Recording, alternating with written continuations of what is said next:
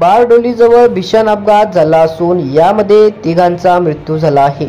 यामुळे खमताने गावावरती शोककळा पसरली आहे। आज पहाटे बारडोली गावाजवळ ट्रकचा भीषण अपघात झाला। यात खमताने गावातील 3 जणांचा जागीच मृत्यू झाला आहे व 5 जण गंभीररीत्या जखमी असून त्यांना सुरत येथे उपचार सुरू आहेत।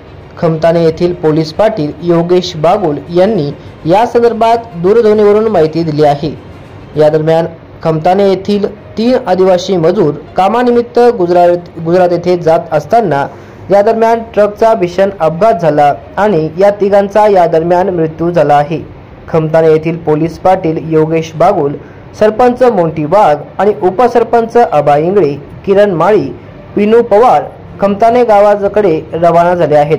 संध्याकाळी अंत्यसंस्कार त्यांचा करण्यात येणार आहे। परंतु खमताने गावावर या घटनेने शोककळा पसरली असून गावात शांतता पसरली आहे।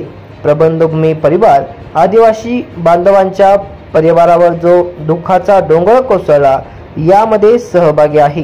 प्रबंधभूमी महाराष्ट्र न्यूजसाठी निळकंठ भालेराव, सटाणा।